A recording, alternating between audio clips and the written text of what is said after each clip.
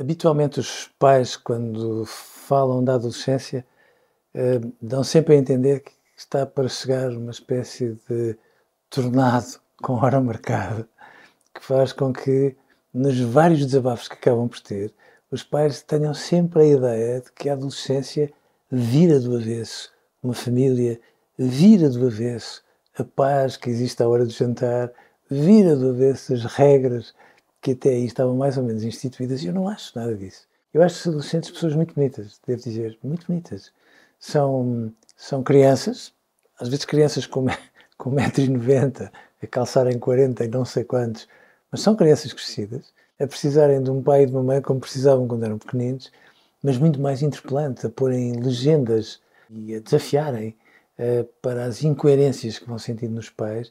E, portanto, os adolescentes são, de facto, pessoas que às vezes são muito mal entendidas. Hoje a adolescência parece começar muito mais cedo. Eu passo a vida a escutar mães que me dizem: não, meu filho tem 7 anos e já é pré-adolescente. Tecnicamente é, já só falta um bocadinho para começar ali na puberdade. Mas sim, eles assumem isso. E eu acho que é bom, porque as mães, quando dizem isso, estão a dizer, por outras palavras, sim, eles não se deixam ficar, eles perguntam, eles de alguma forma querem perceber porquê, e este lado vivo significa que somos muito melhores pais, que eles não têm medo de nós e que de alguma forma continuam a depositar expectativas na nossa capacidade de entendimento e sobretudo nas respostas que nós acabamos por lhes dar, e isso é uma coisa absolutamente magnífica. Mas a verdade é que depois, quando eles chegam à adolescência, a adolescência num intervalinho muito pequenino faz com que eles deem safanões por todos os lados. A puberdade é um período difícil. Nas raparigas, porque invariavelmente o corpo leva ali meia dúzia de reviravoltas que faz com que uma rapariga de 13 anos, às vezes, quando chega à altura do banho, após a educação física, tenha um corpo de menina pequenina, enquanto ali ao lado tem uma colega que já parece ter um corpo de mulher, o que faz com que, invariavelmente, as adolescentes nessas alturas não queiram tomar banho na escola. Ou um adolescente rapaz que fica mais desengonçado, o nariz de repente fica a ocupar um espaço na cara que nunca mais acaba e as borbulhas por centímetro quadrado andam ali a acotovelar-se. E, portanto, eles têm a noção de que ficam muito mais feios do que eram. Às vezes é tão surpreendente que pessoas, amigos dos pais, que já não os viam há muito tempo, às vezes não os reconhecem, tal é a transformação que entretanto se dá. E depois, claro, as pessoas falam das hormonas que andam aos saltos. Claro que as hormonas dão alguns saltos, mas a cabeça dá um salto incrível. Eles começam a pensar muito mais depressa, acabam por ser, eram certinhos até uma determinada altura, e depois querem mudar o mundo de um dia para o outro e passam a ter um compromisso político e a ter uma ideia do que é suposto que quererem no futuro. Isto tudo traz muitas questões às famílias para as quais elas, em determinadas alturas, não estão habituadas. E depois os adolescentes saudáveis sentem que um adolescente rapaz, reparem, o pai diz: entras em casa à meia-noite, e ele às vezes anda às voltas do quarteirão para entrar à 00:10, só para ter a sensação de que não entrou à hora em que o pai tinha mandado, mas à hora em que ele quis. Ou as raparigas que chocam de frente com a mãe, porque se compreende, porque quando se tem 13 anos e uma mãe tem tantos quilómetros de rodagem, evidentemente que uma mãe dá 10-0 em tudo, na maneira de se vestir, até quando se trata de dizer: olha, leva um guarda-chuva porque vai chover. E quando eles fazem este choque frontal, em que às vezes são inconvenientes, às vezes até magoam, claro, mas no fundo estão a tentar diminuir o valor facial da mãe e do pai, no sentido de terem a noção de que, se continuarem a crescer, um dia vão ser pelo menos iguais a eles. Mas às vezes precisam de entrar em alguma quesília e põem cá para fora o mau feitio e fazem aquilo que todos nós fazemos, evidentemente. Guardamos o melhor do mau feitio para as pessoas de quem mais gostamos. Os adolescentes são assim. E depois, quando chegam ali aos 14 e 15, a sexualidade dá ali um grande safanão na cabeça. Aí sim, as hormonas andam um bocadinho aos saltos e eles, de repente, não sabem muito bem o que é que hão de fazer ao corpo. Passam a ouvir a música aos berros, porque têm a sensação de que quanto maior for o ruído cá fora, menos eles têm que estar atentos ao ruído que vai dentro da cabeça. E isto tudo num curto espaço de 3 anos, muitas vezes, que faz com que as disciplinas do terceiro ciclo, sétimo, oitavo e nono, se constipem em muitas circunstâncias, porque já de si é um ciclo de estudos complicado, com muitas disciplinas, com muitas exigências, e eles ali, um pouco a tentarem mover-se pondo a cabeça e o nariz de fora. E depois há as redes sociais, e as redes sociais são uma espécie de universidade aberta, onde eles aprendem tudo, mesmo às vezes aquilo que não deviam aprender, porque têm acesso a redes sociais muito mais precocemente do que deviam. E as redes sociais muitas vezes põem-lhes questões sobre o corpo, sobre a alimentação, sobre os cortes que alguns fazem, sobre os cremes de anti-envelhecimento aos 11, por favor, e outras coisas do género. E de repente eles não têm contraponto em relação àquilo que vão observando, não têm ninguém que os ajude a agrupar aquela informação, a pôr legendas e a fazer as sínteses adequadas. E depois a escola. E a escola é aquela insensatez que às vezes a escola é, mas que não tinha que ser. Porque de repente entramos todos naquela ideia de que eles têm que ter resultados, e eles passam a vida a viver entre exigências tremendas, não têm sequer espaço ou tempo para serem adolescentes, às vezes não convivem, por isso simplesmente, às vezes convivem unicamente através do chat de um videojogo e não mais do que isso. E, portanto, de facto, eles vivem pressionados, e eles são muito equilibrados, porque com tanta pressão, eles tinham todos os motivos e mais algum para dizer chega, não apetece mais, não quero ser adolescente, tirem-me deste filme e outras coisas do género, e eles vão ali, batalham, são de uma lealdade absolutamente fora de lugar. Os adolescentes não amam a vida, os adolescentes têm uma paixão pela vida absolutamente fora de lugar, eles são tão engraçados na maneira como põem tudo em causa, de tal forma que eu às vezes, tentando ser um bocadinho insolente, costumo dizer que devia ser obrigatória uma crise de adolescência todos os anos para todas as pessoas, porque eles no fundo questionam tudo. A pessoa que querem ser, a pessoa que de alguma forma imaginam vir a ser, as relações que têm, os sonhos, os projetos, tudo. E isso obviamente faz com que eles deem ali um safanão, independentemente das incoerências que são típicas dos adolescentes. Tão depressa são a favor do ambiente como estão 2 horas a tomar banho, se for preciso.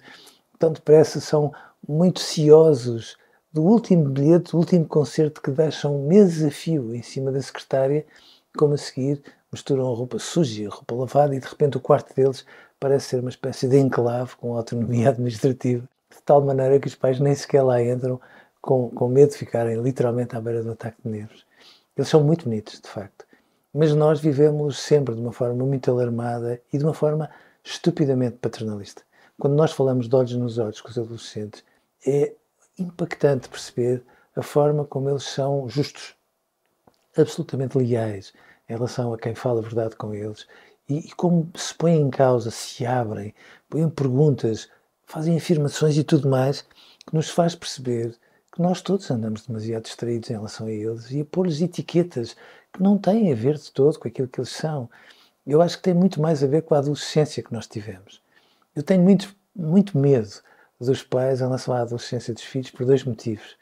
Os pais que, quando foram adolescentes, fizeram tudo o que vos passa para a cabeça, são pais que depois, quando têm um filho na adolescência, são os pais mais rígidos, mais interditivos do mundo e muitas vezes, sem se darem conta do que estão a dizer, dizem eu sei bem do que é que tu és capaz, ou eu sei bem, faz alguma diferença, como imagino, ou aqueles pais que não foram adolescentes e ainda os miúdos ainda nem sequer querem ser adolescentes e os pais já os estão a empurrar, a precipitar para uma adolescência que não tem, de facto, a ver com eles. E depois criou-se esta ideia que a adolescência é um adereço, quase um adereço, e que o importante na adolescência é eles entrarem no ensino universitário aos 18 anos, como se a vida acabasse aos 18 anos. E de repente a escola empanturra-os com explicações sobre explicações, e lá estamos nós a exigir resultados, e eles passam muitas vezes, muitas mesmo, à margem da adolescência. E por isso eu costumo dizer, e aí não estou a ser insolente, estou a ser mesmo verdadeiro, que é muito mais importante namorar do que estudar. Eu acho magnífico estudar, acho mesmo. Mas namorar é uma coisa tão mais importante. Namorar com a vida, terem a obrigação de conciliar uma vida pessoal com uma vida escolar, que é uma coisa que os pais habitualmente não fazem quando trabalham. E os adolescentes fazem muitas vezes questão de o fazer. E bem, porque eles precisam de errar para aprender. Tapam a cabeça, destapam os pés, às vezes exageram na vida que têm e esquecem-se dos compromissos escolares, às vezes o contrário, mas se não for assim, eles não aprendem a compatibilizar coisas que são preciosas em relação ao crescimento deles. Nós temos a ideia que a vida se aprende na escola, eu não acho de tudo. E falta-lhes escola de vida muitas vezes, de tal forma que depois, quando eles entram na universidade, ficam muito desamparados, porque não sabem literalmente para que lado é que se hão de virar. Por outro lado, reparem, eu acho muito importante que eles namorem mesmo. Não é que eles tenham que começar a namorar aos 8, aos 9 e aos 10. Aliás, eu às vezes até fico atónito quando os pais dão um aval a esse tipo de coisas que, no fundo, nem são um namoro, são confabulações, são devaneios que as crianças saudáveis precisam de ter. Mas, no fundo, aquilo que eles têm que perceber é que a escola não é o mais importante da vida. É muito importante, mas não é de todo o mais importante da vida. E, obviamente, que eles precisam de compatibilizar tudo aquilo que são a vitamina da vida com tudo aquilo que depois a escola lhes pode dar. Por outro lado, eu fico também com algum medo em relação aos pais por uma razão simples, porque os pais às vezes parecem demitir-se, mas demitir-se de uma forma que me deixa, na verdade, deixa-me assustado. Em relação às regras que entendem que os adolescentes têm de ter. Eu não consigo perceber, devo dizer-vos, porque é que os pais permitem, como todos nós já vimos tantas vezes, que num almoço de família, num domingo qualquer, todos estejam a conversar e um adolescente esteja o tempo todo agarrado a um telemóvel. Claro que me podem dizer assim, bom, mas se a mãe e o pai estiverem... Bom, aí, obviamente, que os pais perdem qualquer tipo de legitimidade para dizer não. Mas às vezes os pais encolhem-se de pôr regras em relação ao adolescente e eu gosto dos adolescentes quando eles são reivindicativos. Os adolescentes, quando precisam de ser demagógicos, dão 10-0 a qualquer partido populista. Bom, e os pais dos meus amigos permitem que eles façam isto e aquilo, que é quase como se dissessem nas entrelinhas. Os pais dos meus amigos são muito melhores pais do que vocês, que é uma maneira de darem uma canelada à mãe e ao pai e pô-los ali a tremelicar como se fossem a gelatina do Royal. Mas eles só fazem isso porque percebem que os pais são pessoas preciosas e indispensáveis, mas os pais precisam de aprender a falar por eles. A mãe e o pai podem estar muito enganados, mas eu acho que tu estás a sentir isto. Os adolescentes falam às vezes por murmúrios, por meias palavras, por apartes, mas no fundo estão à espera de terem uma mãe e um pai capazes de pôr lá as legendas. E se o pai e a mãe são capazes de interpretar o choro de um bebê quando eles são pequeninos, que é muito mais complexo, que diabo têm a obrigação de perceber o que é que eles estão a querer dizer. E os pais não, ficam ali, bom, às vezes numa espécie de picardia que nunca mais acaba. Não é razoável. Não é razoável porque os adolescentes invariavelmente se sentem muito, muito, muito desamparados. E depois os adolescentes chegam à escola e às vezes levam com informações pela cabeça abaixo, que também são elas próprias muito condescendentes. Eu acho fundamental, por exemplo, que eles tenham educação para a sexualidade na escola. Claro que sim. Mas às vezes a educação para a sexualidade que eles têm na escola não é bem assim. É a educação moral e religiosa parte 2, ou educação tecnológica parte 2, não tem nada a ver com aquilo que eles precisam de saber em relação às relações amorosas e eles vão absorvendo isso tudo, como se no fundo fossem uma esponja com pessoas que passam a vida a chutar ao lado da baliza. Isso não é razoável. E depois, obviamente, às vezes a vida deles está toda virada de baliza. Toda. Eu gosto muito dos adolescentes quando dizem a minha vida é uma porcaria, que é uma maneira de dizerem, por outras palavras, que está tudo no lugar e fora do lugar ao mesmo tempo. Tenho um pai e uma mãe que fazem paz, tenho uma escola fixe, os meus amigos até lá estão todos, até vou namoriscando ali e acolá, mas é como se no fundo eles sentissem que falta uma onda, qualquer coisa que de algum modo dê um sentido à vida deles e que faça com que eles levem por diante aquilo em que acreditam. E, portanto, quando eles falam às vezes destas formas, estão à espera que a mãe e o pai ponham lá as legendas e os ajudem e os resgatem nestas dificuldades. E, portanto, é normal que no meio de tantas transformações tão aceleradas e de tantos mal-entendidos, tantos em relação a eles, é normal que eles às vezes fiquem tristes. E os pais lidam muito mal com a tristeza de um filho, compreensivelmente. Mas às vezes os adolescentes ficam um bocadinho deprimidos, às vezes ficam mesmo deprimidos. Não vem daí mal ao mundo. e eles precisam de alguém que não fique assustado com isso, mesmo que muitas vezes dessa tristeza, por exemplo, eles falem somente quando tiram uma nota muito assim numa disciplina qualquer, ou quando de repente se tornam muito mais calados do que era suposto. Os adolescentes ficam muitas vezes à beira de um ataque de nervos. Evidentemente que quando explodem com a mãe e com o pai, como não explodem com os amigos, como se compreende, mas isso quer dizer o quê? Quer dizer que no resto do tempo andam ali a contar até 100 para controlarem tudo e mais alguma coisa e para não perderem a compostura junto dos amigos, junto da escola, junto, enfim, da família mais alargada. E depois, às vezes, quando a mãe respira, aí vão eles a explodir como se fossem um vulcão cheio de efeitos especiais. É normal, mas os pais não têm que condescender. Aquilo que a mim me preocupa é que são cada vez mais os miúdos que passam a vida a dizer que têm ataques de pânico. E não têm, às vezes estão ansiosos, como todos nós estamos ansiosos antes de um teste, antes de uma apresentação qualquer. E os adolescentes fazem lamúrias em relação aos pais e fazem lamúrias que nunca mais acabam, mas são só lamúrias que às vezes os pais não conseguem perceber como lamúrias e ficam numa agitação sem fim. E é natural que em muitos momentos haja adolescentes que de facto se transformam muito. Há miúdos que são miúdos lindíssimos até entrarem na puberdade e depois vão ficando cinzentões e depois vão ficando mais cinzentões ainda e de repente ficam em silêncio, ficam com uma cara às vezes de poucos amigos, como se no fundo se tornassem mais ou menos inacessíveis. E todos nós conhecemos muitos adolescentes magníficos que depois de entrarem na adolescência se tornaram outra pessoa, às vezes com a ajuda de algumas redes sociais que eles não deviam consultar. E, portanto, é nestas circunstâncias todas que eu acho que é muito importante que os pais percebam que eles não são essa complicação pegada, que se nós percebermos porque é que eles ouvem a música aos berros, porque é que, no fundo, têm o quarto invariavelmente desarrumado, porque é que, de alguma forma, em muitas circunstâncias parecem ter saldos de humor dignos de uma montanha russa, que até a nós nos arrepiam, porque é como se, no fundo, de manhã fossem uma coisa e à hora do almoço já fossem outra. Enfim, aparentemente diferente. Mas eu acho muito importante que os pais aprendam a conhecê-los melhor, a pôr legendas nisto tudo e a perceber que eles, se calhar, não são tão complicados quanto nós imaginamos. Se os pais puderem perceber isso, vão perceber uma coisa absolutamente fundamental. Bom, a primeira coisa é que, de facto, a primeira função de um filho é pôr problemas aos pais. Enfim, solicitar aos pais que ajudem a resolver esta e aquela questão. E verdade seja, nós, os pais, só crescemos como pessoas à medida que, de alguma forma, vamos aprendendo a resolver os problemas dos nossos filhos. É à medida que nós resolvemos os problemas que eles parecem mais fáceis. A vida não é fácil. Somos nós que, de alguma forma, aprendemos a torná-la fácil.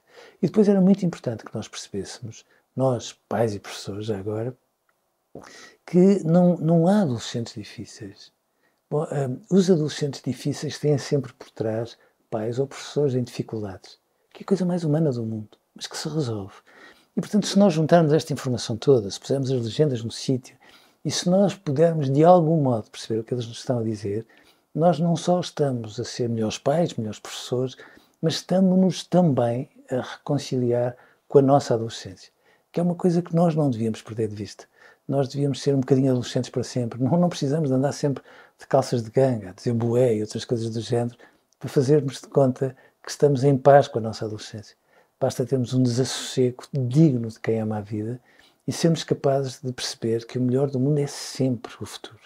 E às vezes nós andamos tão distraídos, tão zangados com o mundo, que é preciso um adolescente lembrar-nos que estamos vivos e que temos obrigações e que temos a obrigação de lhes explicar qual é o caminho por onde eles devem crescer, que de repente fazem com que nós, os pais, sobretudo os pais, fiquemos à beira de um ataque de nervos, quase como quem diz, e agora o que é que eu faço? É por este e agora o que é que eu faço que eu decidi escrever um livro chamado Adolescentes, Manual de Instruções, que eu tenho muita esperança que não interpretem como um manual de instruções, como aqueles dos automóveis, quando acende a luzinha vermelha isto quer dizer aquilo. Não é isso. É como uma forma de os pais mergulharem no livro, perceberem que, de facto, aquilo que parece às vezes complicado, difícil de perceber, quando nós, enfim, fazemos um esforço para compreender, fica estranhamente simples e estranhamente acessível. E, portanto, eu tenho uma imensa esperança que, ao entrarem no livro, percebam que Adolescentes, Manual de Instruções, dá pistas, muitas pistas, para que nós possamos tornar os nossos filhos mais acessíveis, a adolescência delas muito mais fácil para nós, e termos com isso este privilégio absolutamente fora de lugar, bom, de chegarmos a um patamar da nossa vida em que parecíamos já saber tudo e já não temos muito por onde crescer, e de repente, bom, eles fazem o favor de pegarem em nós e de pedirem mais e mais e mais e mais pistas para crescerem, e com isto tudo, quando nós damos conta, não são os nossos filhos que são adolescentes, somos nós que nos, enfim, acabamos por reconciliar com a nossa adolescência, que é qualquer coisa de muito bonito quando se é adulto, e bom, e quando se imagina que já não há mais para perceber e que o mundo todo acaba por não ter nem sequer mistérios, nem coisas mais ou menos opacas que sejam necessárias de desvendar.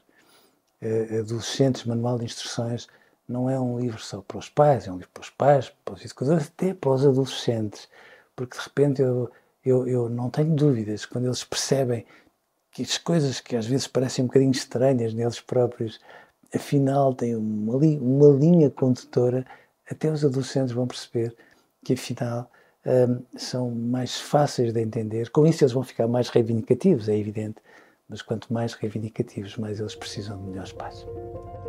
Lei Educação, um ponto de encontro.